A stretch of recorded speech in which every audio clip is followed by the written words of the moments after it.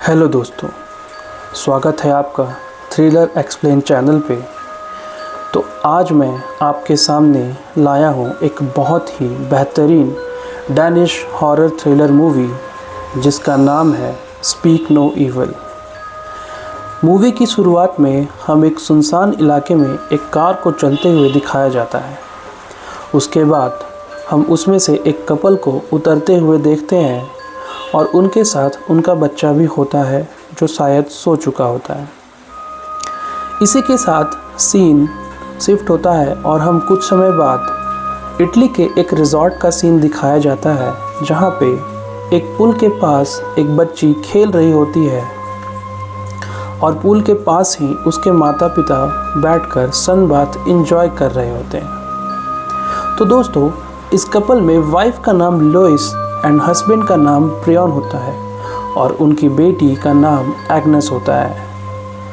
तभी हम वहाँ एक और शख्स को आते हुए देखते हैं जो कि उनसे उनके बगल में रखी खाली चेयर लेने की रिक्वेस्ट करता है।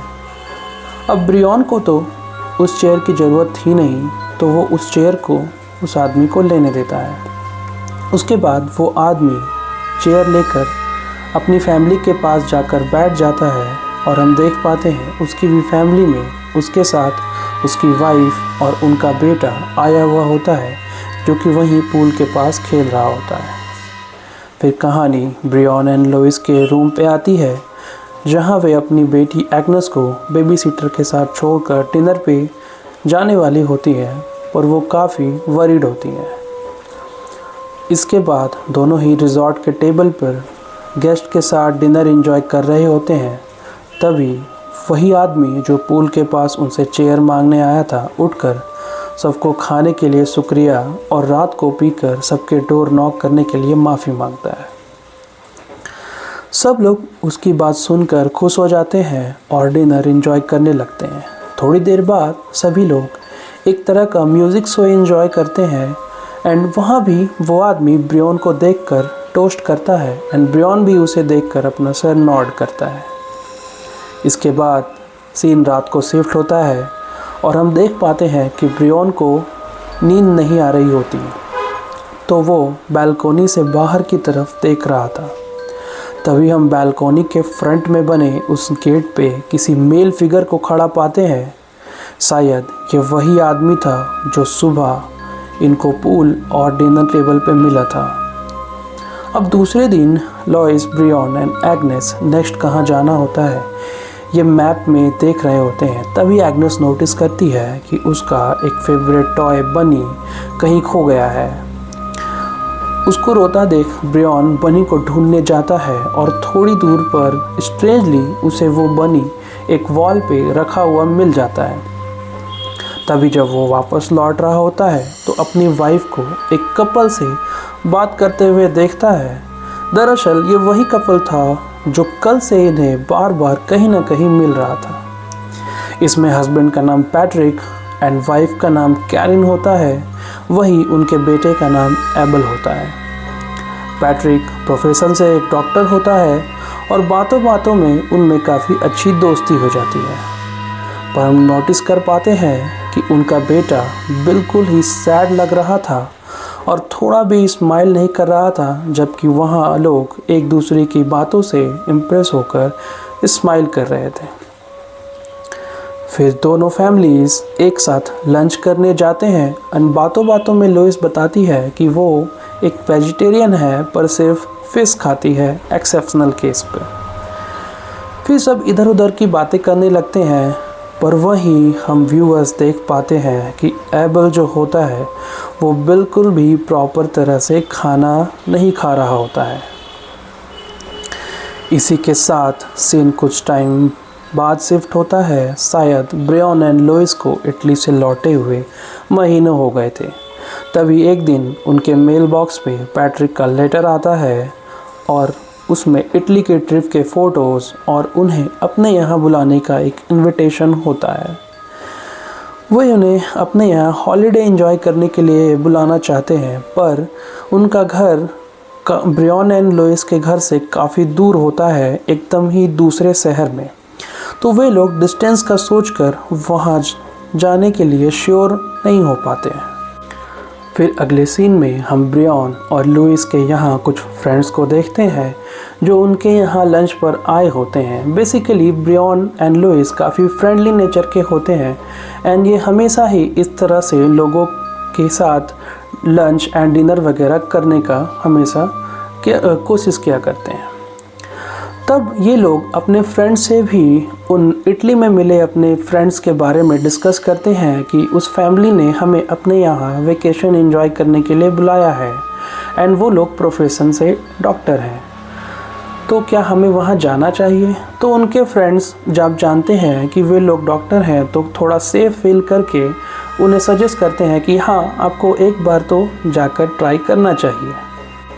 अब अपने फ्रेंड्स के सजेशन के बाद ये लोग ट्रिप पर जाने के लिए रेडी हो जाते हैं, क्योंकि इनकी भी मुलाकात उनसे पहली बार काफ़ी अच्छी रही थी और ये लोग वहाँ पर जाने के लिए बाय रोड ही कार से निकल जाते हैं। अब जैसे ही ये लोग वहाँ पहुँचते हैं इनकी खुशी हवा हो जाती है, क्योंकि एक तो उनका घर काफ़ी छोटा होता है और आबादी से भी काफ़ी दूर होता है, जहाँ पर किसी भी तरह का नेटवर्क नहीं आ रहा होता है। लेकिन पैट्रिक और उसकी वाइफ कैरिन ब्रियॉन और लुइस को बहुत अच्छी तरह से स्वागत करते हैं।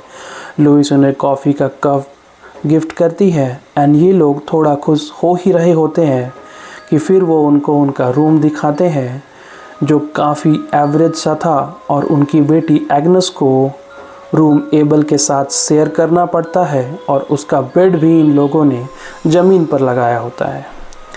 अब ये देखकर लुइस की हंसी फिर से गायब हो जाती है, पर वो ये कैरिन को जताती नहीं और फेक स्माइल करती रहती है। अब एबल यहाँ भी उनके आने से कुछ खास खुश नहीं दिखाई दे रहा था और वो चुपचाप एक कोने में बैठा अपने खिलौने से खेल रहा होता है, जैसे उसे इनसे कुछ मतलब ही नहीं है। कैरिन एंड लुइस दोनों ही बच्चों को एक साथ खेलने के लिए चेयर करते हैं। फिर रात में सब लोग डिनर के लिए मिलते हैं, जहाँ पर पैट्रिक जानते हुए भी कि लुइस एक वेजिटेरियन है उसे मीट का टुकड़ा ज़बरदस्ती खाने के लिए ऑफ़र करता है। अब पैट्रिक का दिल ना दुखे इसलिए लुइस भी मीट खा लेती है। फिर रात में डिनर के बाद कैरिन सारा कचरा बाहर ब्रियॉन से फेंकने को बोलती है। अब एज अ गेस्ट ब्रियॉन को ये ठीक तो नहीं लगता, पर वो भी फॉर्मेलिटी ऊपर से दिखाने के लिए हंसते हुए ये कर देता है।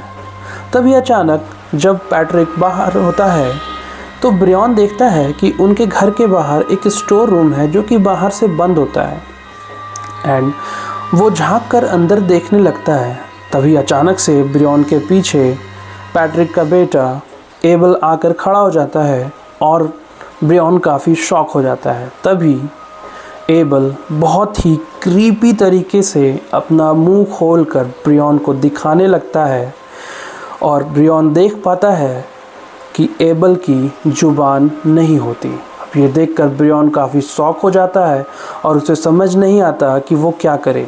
इसी बीच पैट्रिक एबल को आवाज़ लगाता है और उसे सोने के लिए घर में बुलाता है और ये सुनकर एबल दौड़कर घर चला जाता है। पैट्रिक अब ब्रियॉन को भी समझ नहीं आता कि वो क्या करे, वो भी चुपचाप घर चले आता है। अंदर आकर सभी डाइनिंग एरिया में बैठकर ड्रिंक्स लेने लगते हैं। तभी पैट्रिक एबल के बारे में बताता है कि उसकी एक स्पेशल कंडीशन है कि उसके पास जन्म से ही मुंह में जुबान नहीं है। तो लुइस पूछती है तो आप लोग उसको समझते कैसे हैं। इस बात को पैट्रिक इग्नोर कर देता है और कल के दिन की प्लानिंग बताने लगता है। अब ये थोड़ा अजीब तो था, मगर कोई भी किसी से कुछ नहीं कहता। फिर सभी सोने चले जाते हैं एंड आज रात एग्नेस अपने मम्मी के साथ ही सो जाती है। अगले दिन सब फील्ड घूमने जाते हैं, जहाँ पर एक छोटा सा पार्क होता है एंड सब वहाँ खूब इंजॉय करते हैं। तभी हम देखते हैं कि एग्नेस स्लाइडर पे झूलना चाहती थी, पर एबल स्लाइडर के बॉटम पर चुपचाप उदास सा बैठा हुआ होता है। तभी उसकी शिकायत एग्नेस अपनी मम्मी लुइस से करती है, जो आकर एबल को समझाती है कि ज़रा एग्नेस को झूलने दो, पर वो नहीं सुनता। तभी वो पैट्रिक से जाकर कहती है तो पैट्रिक आकर एबल को बहुत ही बुरी तरह डांटता है और उससे सॉरी बुलवाता है। यह देखकर खुद लुइस एंड ब्रियन को बुरा लगता है कि उन्होंने बेकार ही शिकायत पैट्रिक से की। थोड़ी देर बाद वो लोग घर वापस आ जाते हैं और थोड़ा रेस्ट करने के बाद आपस में बात करने लगते हैं कि शायद उन्होंने यहाँ आकर गलती कर दी। ये लोग शायद वैसे नहीं हैं जैसा कि इन लोगों ने सोचा था। तभी कैरिन आकर उन्हें रात के डिनर के लिए बाहर जाने का इनवाइट करती है और ना चाहते हुए भी वो दोनों उनका दिल रखने के लिए मान जाते हैं। फिर ब्रियन, लुइस और एग्नेस तैयार होकर बाहर जाने के लिए काफ़ी एक्साइटेड होते हैं, स्पेशली एग्नेस जो कि बहुत दिनों से कुछ भी बाहर का खाना चाहती थी।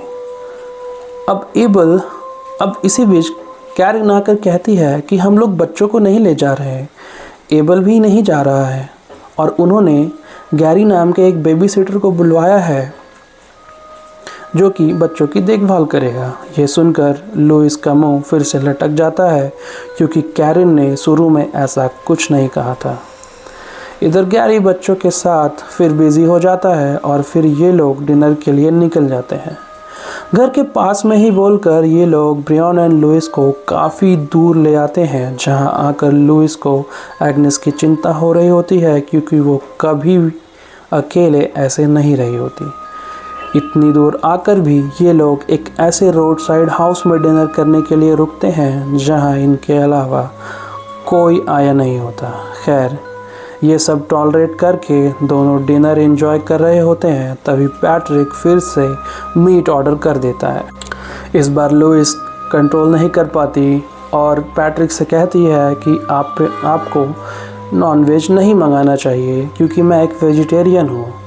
पर पैट्रिक यहाँ पे उल्टा लुइस को ही सुनाने लगता है कि आप किस तरह की वेजिटेरियन हो जो फिश खा सकती हो मगर मीट नहीं।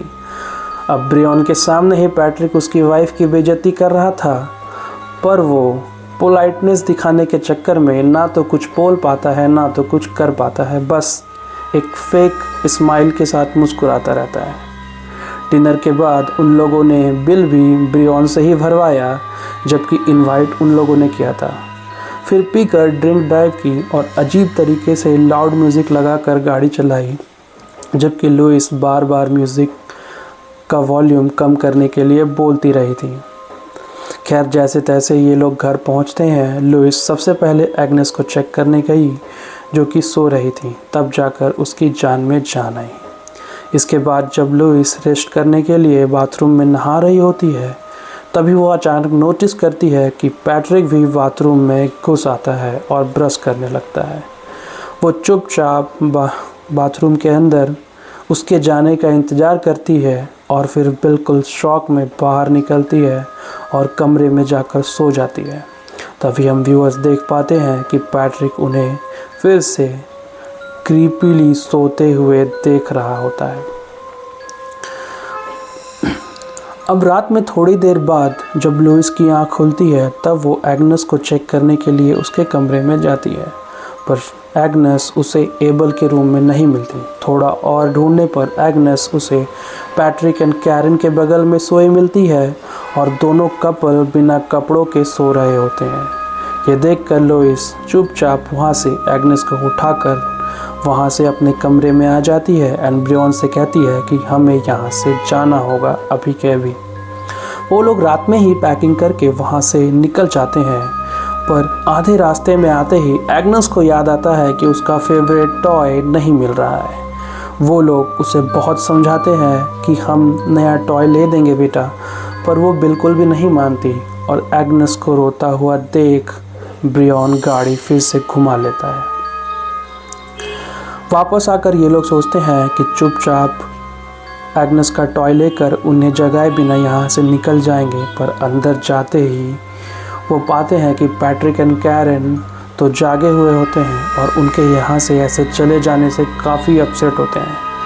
अब पैट्रिक उनसे पूछता है आखिर क्यों आप लोग ऐसे बिना बताए यहाँ से चले जा रहे थे, आखिर हमसे गलती क्या हो गई है।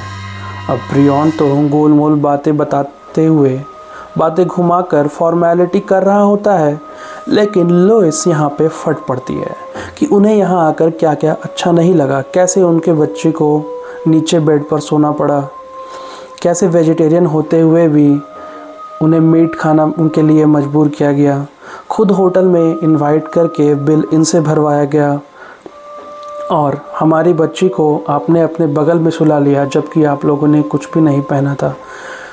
ये सब सुनकर कैरन उनसे उल्टा कहने लगती है कि आपकी बच्ची कल रात काफ़ी रो रही थी और आपको खोज रही थी, पर चूँकि आप लोग नहीं आए तो वो हमारे पास आ गई, इसलिए हमने उसे वहाँ अपने पास सुला लिया।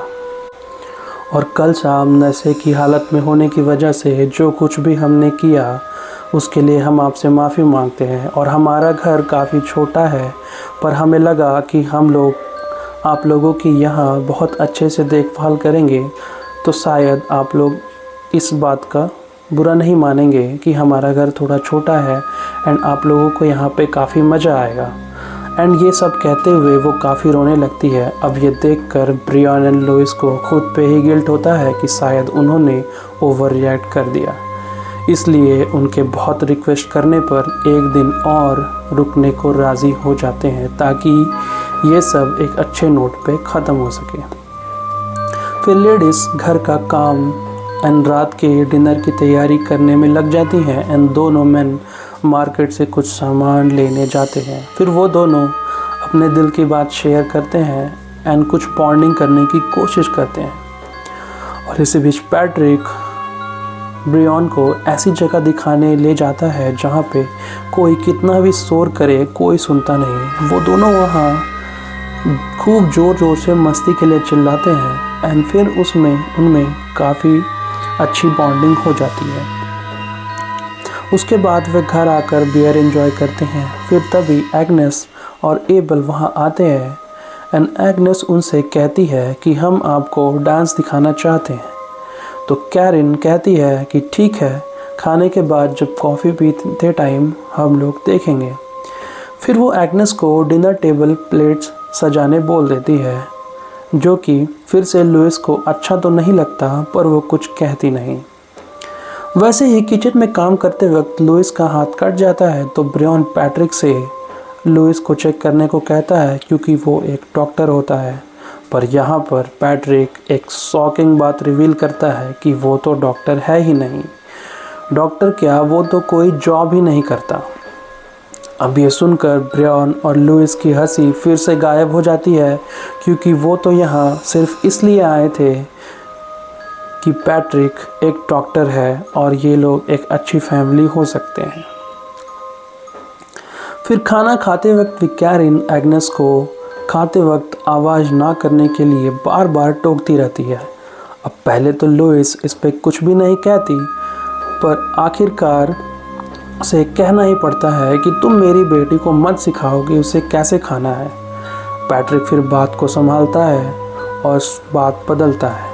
बाद में सभी कॉफ़ी पीते हुए दोनों बच्चों का डांस देखने लगते हैं। अब इसमें एग्नेस तो बहुत अच्छा डांस कर रही होती है, लेकिन एबल उतना अच्छा डांस नहीं कर पा रहा होता। ये देखकर उसका डैड पैट्रिक उससे बहुत डांटता है और फिर से करने को अच्छे से उसे कहता है। एबल एक बार फिर से कोशिश करता है, पर उससे अब फिर भी अच्छा डांस नहीं हो रहा था। इस बात पे उसका डैड काफ़ी गुस्सा हो जाता है और गर्म कॉफ़ी का कप फेंक कर उसे मारता है।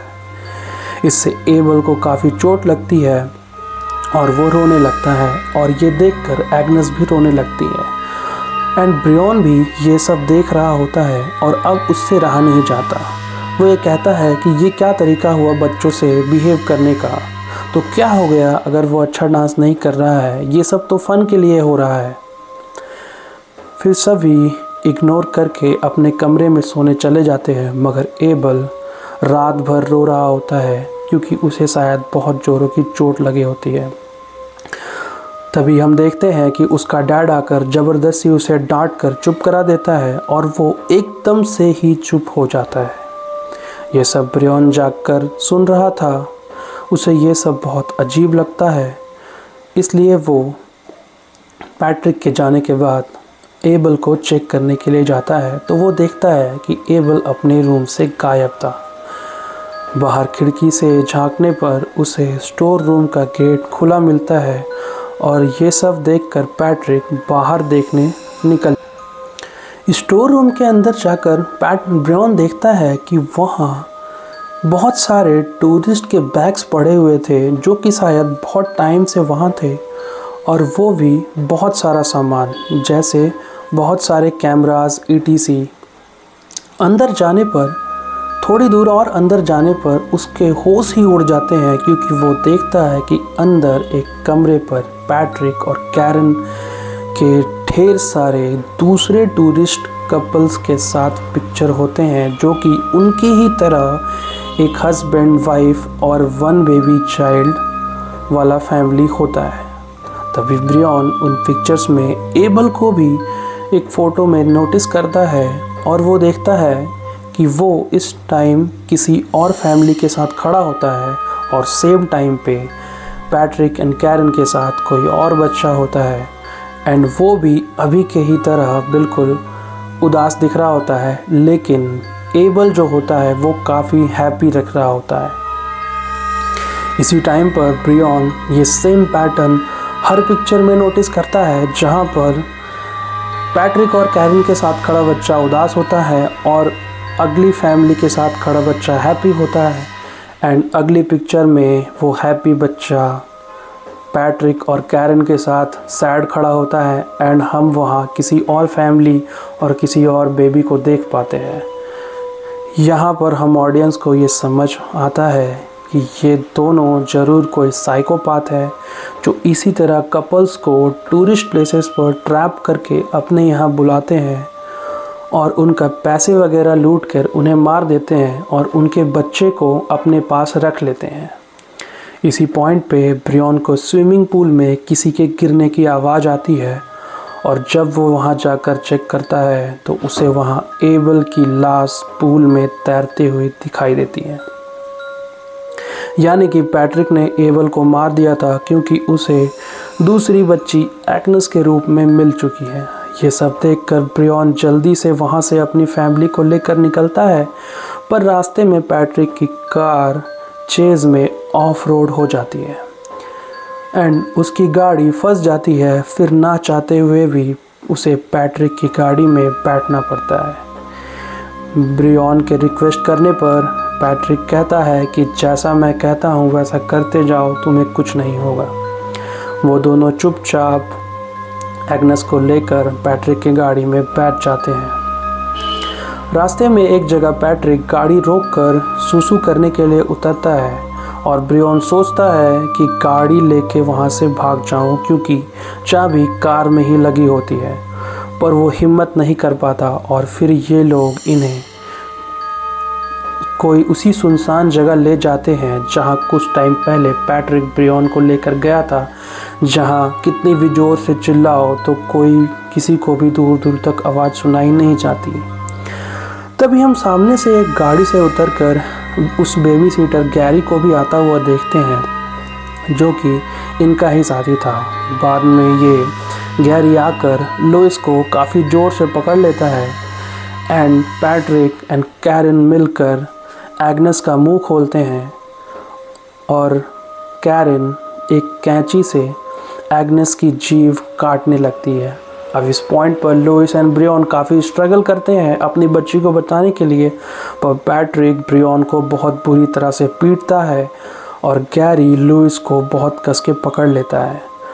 हमारे देखते ही देखते कैरन एग्नेस की जीभ काट देती है और उसके बाद गैरी एग्नेस को लेकर वहाँ से चला जाता है। अब एग्नेस के चले जाने के बाद ब्रियन एंड लुइस दोनों ही बिल्कुल शॉक में होते हैं। उन्हें कुछ भी समझ नहीं आ रहा होता कि उनके साथ ये सब क्या हो गया। थोड़ी दूर उसी रास्ते में आगे चलने के बाद पैट्रिक और कैरन ब्रियन एंड लुइस को कार से निकलकर गाड़ी के सामने आने को कहते हैं और वे दोनों ठीक कार के सामने आकर खड़े हो जाते हैं। अब यहाँ इस पॉइंट पर ब्रियन को एहसास हो गया था कि उनके साथ क्या होने वाला है, इसलिए वो बहुत रोते हुए पैट्रिक से पूछता है, आखिर तुम ये हमारे साथ क्यों कर रहे हो? तो इस पर पैट्रिक एक ईविल स्माइल के साथ कहता है, क्योंकि तुमने मुझे करने दिया। अब इसके बाद कैरिन उन दोनों से अपने कपड़े उतारने को कहती है और वे लोग सर्द रात में बहुत ही ठंड होने के बावजूद उनके सारे कपड़े उतरवा देते हैं। उसके बाद उन्हें एक बड़े से गड्ढे की तरफ जाने को कहते हैं। अब इस पॉइंट पे आकर उन दोनों को ये एहसास हो गया था कि अब वे लोग यहाँ से बच के जाने वाले नहीं हैं। तभी एक बड़ा सा पत्थर लोइस के सर पे आके लगता है और वो ज़मीन में ढेर हो जाती है। एंड इसी तरह से पैट्रिक एंड कैरिन बड़े बड़े पत्थरों से मारकर ब्रियन एंड लुइस को जान से मार देते हैं। अब इस मूवी के इन सीन में फिर से पैट्रिक एंड कैरन दिखाई देते हैं, जो कि किसी नए लोकेशन पे किसी और रिजॉर्ट की तरफ जा रहे होते हैं। एंड कार में पीछे उनकी बेटी के रूप में इस बार एग्नेस बैठी होती है। एंड अब वो भी एबल की तरह बहुत सैड लग रही थी। एंड यहाँ पर मूवी खत्म हो जाती है।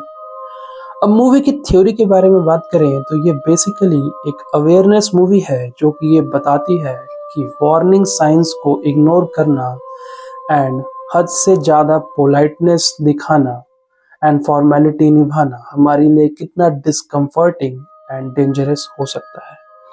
मूवी में अगर वार्निंग साइंस की बात करें तो मूवी में शुरू से ही ये दिखाया जा रहा था कि एबल कैसे पूरी मूवी में बिल्कुल सैड था और बिल्कुल वेल बिहेव नहीं था। एंड पैट्रिक का बिहेवियर भी उसके तरफ अच्छा नहीं था।